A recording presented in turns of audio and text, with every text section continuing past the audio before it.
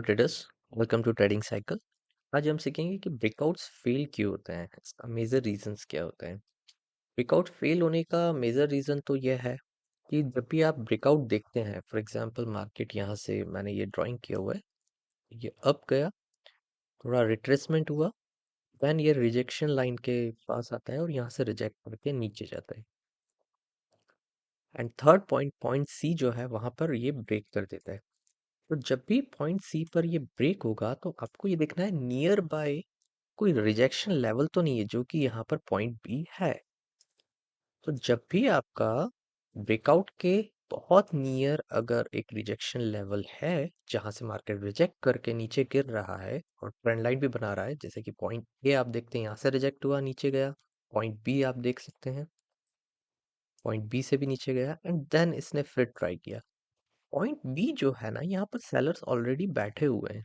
अगर ब्रेकआउट के बहुत पास वो सेलर्स बैठे हुए हैं तो वो डेफिनेटली उसको टच करते ही नीचे वापस गिरा देंगे और फिर हम लोग देखेंगे कि ब्रेकआउट्स फेल हो गया। मेजर रीजन इसके यही है। सेकंड, अगर आप वॉल्यूम्स चेक नहीं करते हैं ब्रेकआउट पर, वॉल्यूम आना बहुत ज़रूरी है। उससे हमें ये पता चलता है कि मैक्सिमम लोग, बड़े ट्रेडर्स, उस पर ब्रेकआउट्स उन्हीं की वजह से आ रहे हैं, ना कि हम रिटेलर्स या जस्ट आ गया ब्रेकआउट। वॉल्यूम चेक करना बहुत ज़रूरी है और नियर बाय रेजिस्टेंस नहीं होना चाहिए। फिर एंट्री, परफेक्ट ब्रेकआउट क्या होगा? परफेक्ट ब्रेकआउट होगा कि अगर मार्केट ऊपर गया है, रिजेक्शन ले रहा है, नीचे आया, गया, नीचे आया, गया, और जो ब्रेकआउट है वो कैंडल आपके नियर बाय जो रेजिस्टेंस है, ये वाला पॉइंट से ऊपर आपको एंट्री दिलाए, तो आपका ब्रेकआउट चलने का पॉसिबिलिटीज ज़्यादा हो जाएंगी। हमारे एग्जांपल में पॉइंट सी जो है ब्रेकआउट लेवल है, बट पॉइंट बी उसके बहुत ज़्यादा नियर बाय है, बहुत करीब है, तो वो सेलर्स यहाँ बैठे हुए हैं, तो वो डेफिनेटली उसको वापस गिरा सकते हैं। चलिए इसको एग्जांपल में हम लोग देखते हैं।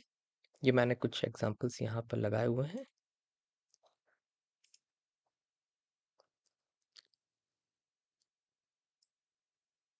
हम्म, आप यहाँ देखिए, मार्केट ने यहाँ ट्राई किया, नीचे, यहाँ ट्राई किया, फिर नीचे, यहाँ ट्राई किया, और ये कैंडल में इसने ब्रेकआउट दे दिया, ये वाली कैंडल। बट अगर आप देखते हो तो इस कैंडल का वॉल्यूम डेफिनेटली यहाँ दिखेगा आपको, ठीक है, बट इसका जो पुराना रिजेक्शन लेवल है जो कि ये यहाँ है, ये वाला, मैं जूम कर देता हूँ आपको थोड़ा क्लियर होगा। पुराना रिजेक्शन लेवल जो है बहुत पास में है, तो वो आपको एंट्री भी दिला देगा प्लस वो नीचे भी आ जाएगा, राइट, क्योंकि यहाँ सेलर्स बहुत क्लोजली बैठे हुए हैं, वहां पर यहाँ बैठे हुए हैं, यहाँ बैठे हुए हैं, और ब्रेकआउट लेवल के बहुत क्लोज बैठे हुए हैं। अगर आपको मैं 1 मिनट पर दिखाऊं तो यहाँ देखिए, यहाँ पर market up, down, up, down, यहाँ ब्रेकआउट जो आया है उसने एंट्री आपको इन रिजेक्शन लेवल्स के ऊपर दिलाई है। अब ये जो सेलर्स हैं ये इतनी मेहनत नहीं कर पाएंगे बिकॉज बायर्स उसको बहुत ऊपर लेके चले गए, तो यहाँ एंट्री आपकी बन जाती है। अब हम लोग यहाँ देखते हैं, यहाँ पर रिजेक्शन है, यहाँ रिजेक्शन है, यहाँ कहीं ब्रेकआउट आया है, बट ये जो पॉइंट है, इसको बी बोल देता हूँ मैं, और सी पॉइंट पे हमारा ब्रेकआउट आया है, तो ये जो पॉइंट है बी बहुत क्लोज है, तो आपकी एंट्री यहाँ होगी, बट ये पॉइंट बी और पॉइंट ए बहुत क्लोज है, तो सेलर्स यहाँ ऑलरेडी बैठे हुए हैं, वो दबाकर उसको नीचे कर देंगे। तो मेक श्योर जब भी ब्रेकआउट आप देखें, आपका पॉइंट बी के ऊपर ही आपको एंट्री मिले। इससे ब्रेकआउट्स आपको ज़्यादा बेटर अपॉर्चुनिटी देते हैं और प्रॉफिटेबल हो सकते हैं। पॉइंट बी क्या है? लास्ट रिजेक्शन ट्रेंड लाइन का, राइट, ट्रेंड लाइन का लास्ट रिजेक्शन ही हमारा पॉइंट बी है, उसके ऊपर हमें एंट्री मिलनी चाहिए। को नहीं समझ में आ रहा है कुछ तो फिर से वीडियो देखें, कमेंट्स में आप बता पूछ सकते हैं। यहाँ पर आप क्लियरली देख रहे हैं कि यहाँ पर पॉइंट ए पॉइंट बी के ऊपर ही ब्रेकआउट आया है और फिर मुझे एंट्री मिली, बट आपको ये भी ध्यान रखना है कि इसका वॉल्यूम ब्रेकआउट का प्लस इसने कितना ट्रैवल कर लिया है। अगर ये 200-300 पॉइंट ऊपर ट्रैवल कर चुका है तो फिर ऑब्वियसली बाइंग के लिए आपको सोचना पड़ेगा, राइट। अभी हम लोग 15 मिनट में देखते हैं और कोई एंट्रीज। ठीक है, एक एंट्री आपको यहाँ देख सकते हो आप, मार्केट अप गया, रिजेक्ट किया, फिर रिजेक्ट, फिर यहाँ ब्रेकआउट। देखिए पॉइंट बी ये है, ये पॉइंट ए है।